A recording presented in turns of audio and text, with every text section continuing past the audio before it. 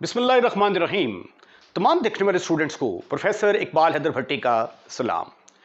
My dear students, हम calculus with analytic geometry का chapter number 5 the definite integral कर रहे हैं और जिसकी एक्सरसाइज 5.5 जो है वो न्यूमेरिकल इंटीग्रेशन के साथ जो है वो रिलेटेड है।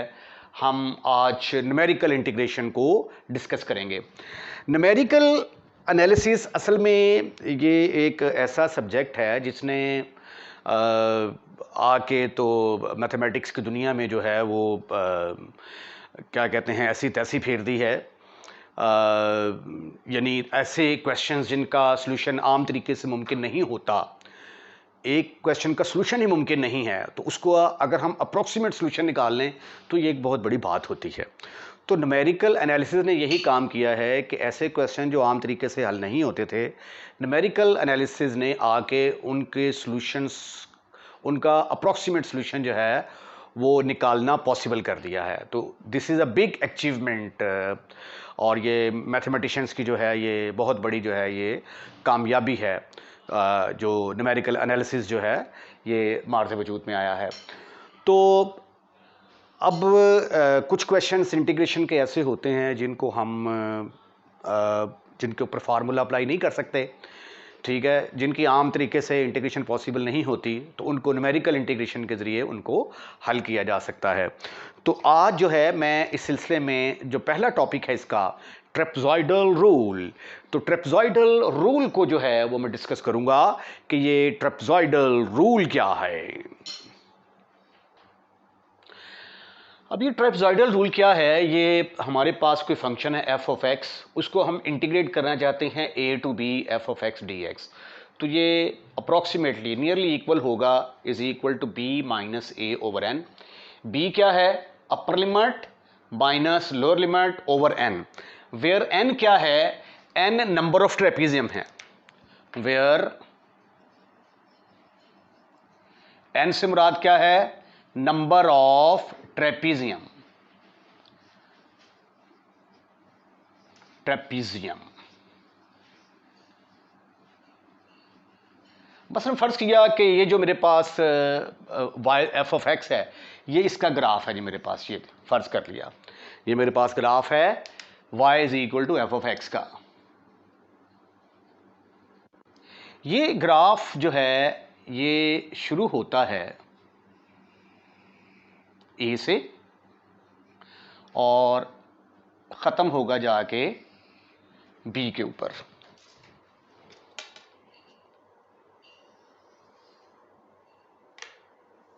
Eight X is equal to B के ऊपर। हम क्या करते हैं, हम इसके ये जो हमारे पास ये जो कर्व है इसका ग्राफ है इसको छोटे छोटे हिस्सों में तकसीम कर लेते हैं। ये छोटे छोटे हिस्से बना दिए,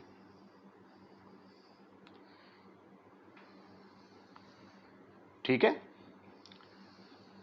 अब ये तकरीबन ये पूरी जो है वो रेक्टेंगल तो नहीं बनेगी, लेकिन ये थोड़ी सी लेंथ जो है ये कम होगी, लेकिन अप्रॉक्सीमेटली ये रेक्टेंगल के बराबर ही होगी, जिसको हम क्या कहते हैं, ट्रेपीजियम। तो ये हमने इसकी छोटी छोटी ट्रेपीजियम बना ली। अब इंटीग्रेशन का फार्मूला है ना हमारे पास f of x into D x.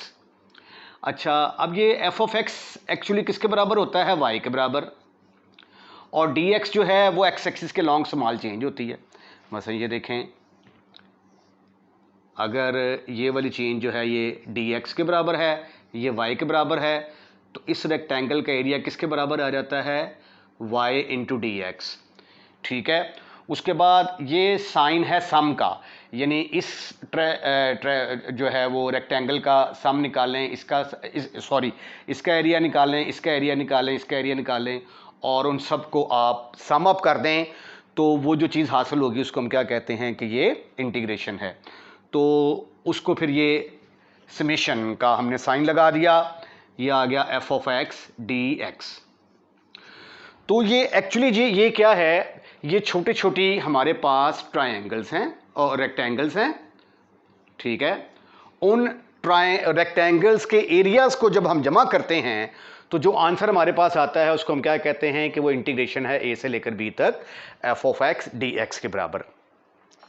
तो इसमें एन से मुराद है नंबर ऑफ ट्रेपीजियम, यानी एक ट्रेपीजियम ये बन गई, ठीक है, एक ये वाली बन गई, राइट, एक ये वाली बन गई। तो ये ट्रेपीजियम जो है ये क्वेश्चन के अंदर आपको दिया होगा, 5 भी हो सकती हैं, 10 भी हो सकती हैं, 6 भी हो सकती हैं, 3 भी हो सकती हैं, ठीक है। ये क्वेश्चन के अंदर जो है वो इसकी जो है ना वो तादाद आपको दी जाएगी, where N is equal to number of trapezium. अच्छा, एक और बात ये है कि या तो आपको नंबर ऑफ ट्रेपीजियम क्वेश्चन के अंदर दिया होगा या नंबर ऑफ पॉइंट्स दिए होंगे। मसलन ये देखें, अगर आपको 3 पॉइंट्स दे दिए जाते हैं, ये एक पॉइंट, ये दूसरा पॉइंट, ये तीसरा पॉइंट, 3 पॉइंट हैं, तो ट्रेपीजियम कितनी बनी? 4, 2। अगर 3 पॉइंट है तो ट्रेपीजियम 2 बनी। अगर 4 पॉइंट हैं, 1, ये 1 पॉइंट, 2 पॉइंट, 3 पॉइंट, 4 पॉइंट, अगर 4 पॉइंट हैं तो ट्रेपीजियम 1, 2, 3 बनी। यानी जितने पॉइंट्स होते हैं ट्रेपीजियम की तादाद उससे एक कम होती है। तो या तो आपको नंबर ऑफ ट्रेपीजियम दिए होंगे या नंबर ऑफ पॉइंट्स,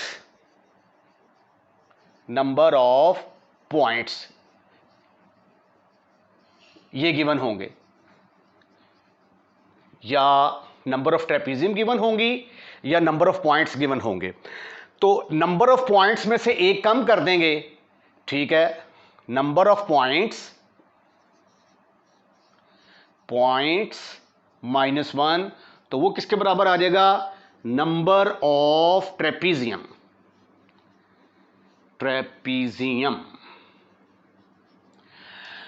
अब ये तो हमने तय कर लिया कि ये किसके बराबर होगा? h के बराबर, ठीक है। और h किसके बराबर है? ये जो लंबाई है इसको हम क्या कहते हैं? h। ये जो चौड़ाई है इसको क्या कहते हैं? h। ये भी क्या है? h के बराबर। ये भी क्या है? h के बराबर, राइट। तो ये जो f ऑफ x नॉट से मुराद क्या हुआ करेगा? जो पहला पॉइंट होगा, जो a की वैल्यू होगी, उसको हम x नॉट कहा करेंगे, और उससे जो अगला पॉइंट आएगा उसको x1, उससे अगला point x2, x3 and so on चलते जाओ। तो यहाँ पे जाके हमारे पास xn-1 भी आ जाएगा, और xn किसके बराबर आ जाएगा? xn बराबर आ जाएगा b के बराबर। xn is equal to b। a जो है वो किसके बराबर हुआ करेगा? x नॉट के बराबर, और xn किसके बराबर हुआ करेगा? b के बराबर। यानी a और b के दरमियान जो है ये कुछ पॉइंट्स जो है ये हम बना लिया करेंगे, और उन पॉइंट्स का दरमियानी डिफरेंस किसके बराबर हुआ करेगा? उसका फार्मूला ये है, upper limit minus lower limit over number of trapezium, ठीक है। जो भी आंसर आएगा वो आंसर x नॉट के अंदर जमा करेंगे तो हमें x1 मिल जाएगा, फिर x1 के अंदर इसको जमा करेंगे हमें x2 मिल जाएगा, फिर x2 के अंदर h की ये जो भी आंसर आएगा इसको ऐड करेंगे तो वो हमें x3 मिल जाएगा, सो ऑन। तो इस तरीके से जो है वो फिर हम ये f ऑफ x नॉट, अगर हमारे पास x नॉट की वैल्यू आ जाती है, x1 की क्या वैल्यू आ जाती है, तो फिर f of x1, f of x2 वगैरह को बड़ा इजीली कैलकुलेट कर सकते हैं। तो आइए अब मेन चीज़ जो है न्यूमेरिकल इंटीग्रेशन में, नंबर 1 तो आपने ये फार्मूला याद करना है, और नंबर 2 आपको कैलकुलेटर जो है ना इस्तेमाल करने के लिए जो है ना फुल कमांड आपकी होनी चाहिए, ठीक है। तो आइए ट्रेपेजॉइडल रूल को यूज़ करते हुए एग्जाम्पल करते हैं। अब एग्जाम्पल को आपने शुरू से लेकर आखिर तक बड़े गौर से वॉच करना है, क्योंकि अगर आपको एक एग्जाम्पल समझ आ गई तो सारे क्वेश्चन आप खुद ब खुद हल कर सकते हैं, क्योंकि इसमें सारा काम जो है वो आपने कुछ नहीं करना होता, कैलकुलेटर ने करना होता है। यहाँ पे हमारे पास f ऑफ x किसके बराबर है? f ऑफ x है हमारे पास 1/x के बराबर, और ये जो लोअर लिमिट है ये किसके बराबर है? लोअर लिमिट हमारे पास है 1 के बराबर, और अपर लिमिट किसके बराबर है? b इज इक्वल टू 2 के बराबर, और n किसके बराबर है? नंबर ऑफ ट्रेपीजियम 10 है हमारे पास, ठीक है। अब h का फार्मूला क्या है? h का फार्मूला है b minus a over n। अब b की वैल्यू है 2 -1 ए की वैल्यू 1 डिवाइडेड बाई 10, तो ये आंसर आ गया 1/10 विच इज़ इक्वल टू 0.1। ये हमारे पास h की वैल्यू आ गई। आपने सबसे पहले h निकालना है, उसके बाद फिर अगला काम जो है वो टेबल कंप्लीट करने का है। तो अब टेबल कैसे कंप्लीट करना है ये मैं आपको सिखाता हूं। ये टेबल बनाया है मैंने x और f ऑफ x का। अब x जो है ये हमारा शुरू होता है x0 के साथ। यहां पे ये इस बात को भी नोट करें कि x0 a के बराबर होगा और a is equal to 1, xn b के बराबर होगा और b हमारा किसके बराबर होगा, 2 के बराबर। अब पहली वैल्यू है हमारी x0, x0 is equal to किसके बराबर आ गया, 1 के बराबर। और रिमेंबर कि ये a के बराबर भी है, a is equal to x0। उसके बाद x1 किसके बराबर आएगा, x1 बराबर आएगा, ये x1 बराबर आएगा, ये जो पिछली वैल्यू है उसमें h को जमा कर देंगे, तो ये 1 है, इसमें 0.1 ऐड करेंगे तो ये क्या आ जाएगा, 1.1। उसके बाद x2 किसके बराबर आ जाएगा, 1.2 के बराबर। x3 किसके बराबर आएगा, 1.3 के बराबर। x4 किसके बराबर आएगा, 1.4 के बराबर। x5 किसके बराबर आएगा, 1.5 के बराबर। x6 किसके बराबर आएगा, 1.6 के बराबर। इसी तरह x7, x8, x9 और x10 किसके बराबर आ गया, एग्जैक्ट 2 के बराबर आ गया। राइट। अब ये f ऑफ x का फार्मूला है 1/x, तो f ऑफ x0 किसके बराबर होगा, f of x0 is equal to 1/x0 और x0 की वैल्यू क्या है आपके पास, 1, तो 1/1 इसका आंसर किसके बराबर आ जाएगा, 1 के बराबर। राइट। इसी तरह f ऑफ x1 किसके बराबर आएगा, f of x1 is equal to 1/x1 और x1 की वैल्यू क्या है, 1/1.1, और इसको अब हम कैलकुलेटर से आप देखें कि 1/1.1 किसके बराबर आता है। चलें जी, ये देखें 1.1 पुट करेंगे तो ये आ जाएगा 0.9090। तो ये आपने मुकर्रर कर लेना है कि डेसिमल के बाद आपको 4 प्लेसेस ऑफ डेसिमल आंसर चाहिए या 5 प्लेसेस ऑफ डेसिमल आंसर चाहिए। ठीक है, तो मेरे पास चूँकि जगह कम है तो मैंने पॉइंट के बाद 4 प्लेसेस ऑफ डेसिमल तक इसको मैंने लिखा है। इसी तरह जब आप x2 लिखेंगे तो ये f of x2 1/f of x2, तो 1/1.2, 1/1.2 किसके बराबर आ जाएगा, 0.833। ये सारा कैलकुलेटर ने कैलकुलेशन करनी है। ठीक है, जब आप ये कैलकुलेट कर लें तो उसके बाद फिर अगली चीज़ है हमने फार्मूला अप्लाई करना है। फार्मूला अप्लाई करके तो उसके बाद कैलकुलेटर की मदद से इसको कैलकुलेट कर देंगे, वही हमारा आंसर आ जाएगा। अब ये देखें, ये फार्मूला हमारा b minus a/n 1/2 f of x0, यानी पहले वाला और आखिरी वाला जो है ये 1/2 के साथ मल्टीप्लाई होंगे, बाकी जो दरमियान वाले हैं वो सिंपल एज इट इज़ आ जाएंगे। अब ये देखिए b माइनस ये 2 - 1/10 ये किसके बराबर आ जाएगा, दैट इज इक्वल टू 0.1, अंदर आ जाएगा जी 1/2 इंटू एफ ऑफ x0 किसके बराबर है, ये एफ ऑफ x0 की वैल्यू है 1 के बराबर। उसके बाद एफ ऑफ x1 की वैल्यू क्या है, 0.9090। फिर एफ ऑफ x2 किसके बराबर है, 0.8333। एफ ऑफ x2 की जगह पे, एफ ऑफ x3 की जगह पे आ गया 0.7692। फिर आ गया प्लस 0.7142, फिर आ गया प्लस 0.6666, फिर आ गया 0.625 प्लस 0.625, फिर आ गया 0.58, 0.5882 प्लस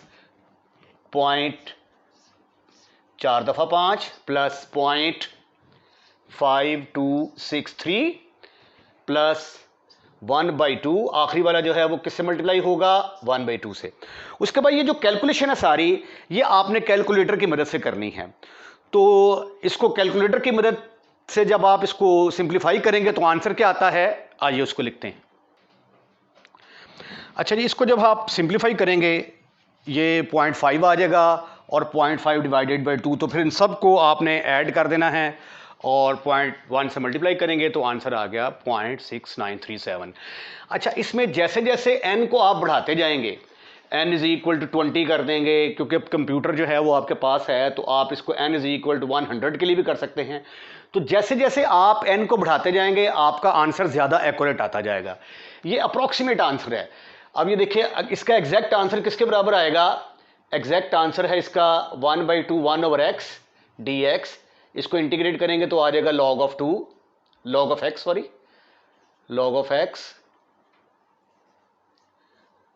1 से लेकर 2 तक, अपर लिमिट माइनस लोअर लिमिट।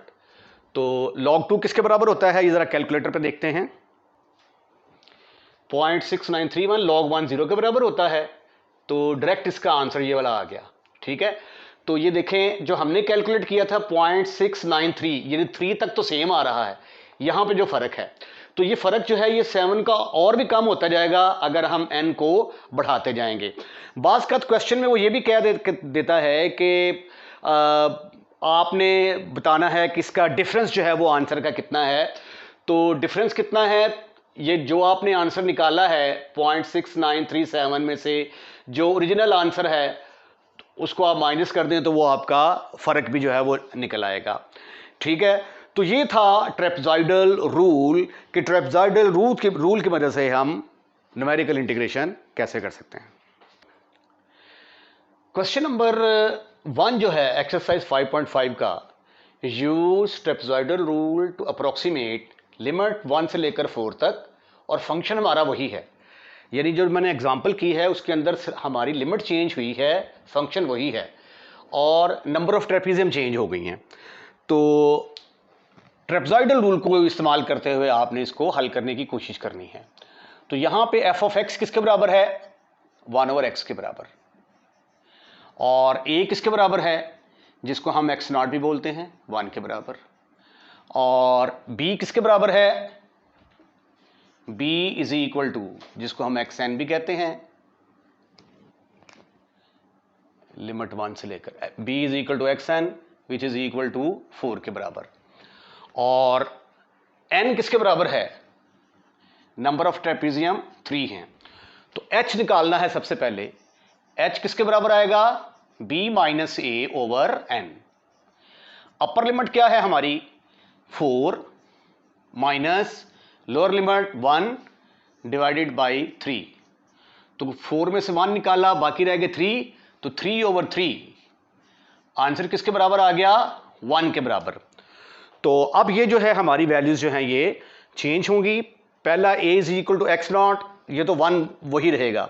उसके बाद x1 किसके बराबर आएगा, इसके अंदर h को ऐड कर देंगे, 1 को ऐड करेंगे तो ये बन जाएगा 2, फिर 2 के अंदर 1 को ऐड करेंगे तो ये बन जाएगा 3, फिर इसके अंदर 1 को ऐड करेंगे तो ये बन जाएगा 4। तो अब की बार हमारा टेबल सिर्फ और सिर्फ यही तक बनेगा। राइट,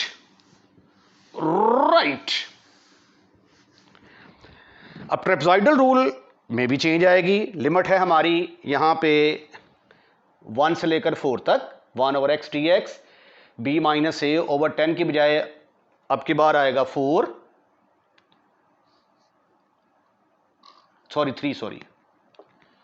माइनस 1 ओवर 3, तो यहाँ पे आ जाएगा 1, और पहले वाला